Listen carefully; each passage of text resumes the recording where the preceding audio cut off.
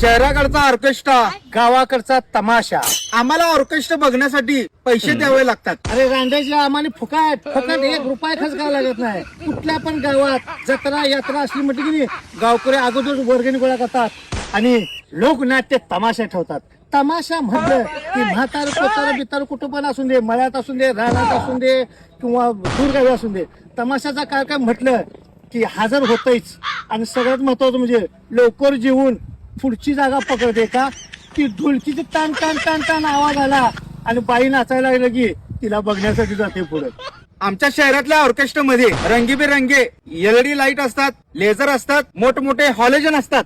उंडगीच्या आम्हाने काय असं काय लावायची गरजच नाही. एक मोठा हळदण लावला, पांढरा प्रकाश पडला की बास. कारण ज्या नाचणाऱ्या बायका असते त्या रंगीबेरंगी सगळ्या साड्या नेसलेल्या असतात. पुरुषांनी पण रंगीबेरंगी कपडे घातले असतात. त्यामुळे झगमग काय नसतं, त्यांचे कपडे झाकमिक चकमकत असतात.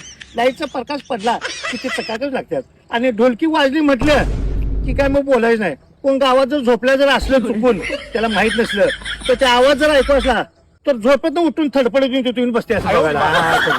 आमच्या शहरातल्या ऑर्केस्ट्रामध्ये प्रोफेशनली डान्स करावा लागतो. धांगडधिंगा चालत नाही. अरे उंडगीच्या कशाला ते धांगडधिंगा तुझा प्रोफेशनल डान्स पाहिजे.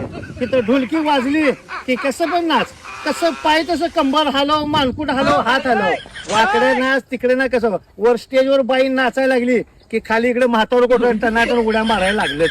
आमच्या शहरातल्या ऑर्केस्ट्रामध्ये हिंदी, डीजे, रिमिक्स, इंग्लिश या तऱ्हेने गाणी लावतात. मुंडगीच्या गावाकडे असले काही इंग्लिश रिमिक्स डीजे बीजे काय भानगड नाही. फक्त लोकनाट्य तमाशामध्ये मराठी गाणी लावण्या आणि लोकनाटक सादर करत असतात.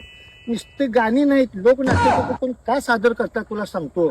आपल्या या कलाकारांनी पूर्वीपासून चालत आलेली ही परंपरा आणि लोककलेचा काय तर वग म्हणून जो नाटक सादर करतो त्याला आपण वग म्हणतोया. मस्तपैकी अशी मातृभाषेतली लावण्या झालेल्या असतात आणि मराठी गाण्या असतात.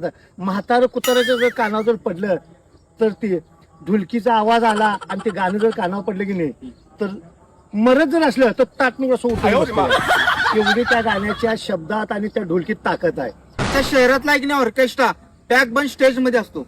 अरे उंडगीच्या आम्हाला स्टेज बिल काय घालायला लागत नाही. एक छोटासा मांडव घातला कलाकार नाचण्याबद्दल की गावात एक असं एक प्रत्येक गावात एक असं पटांगण असते. मस्त पैकी ते पटांगणात मैदानात हवेशीर असं कसं पण बस कसं पण हे कर.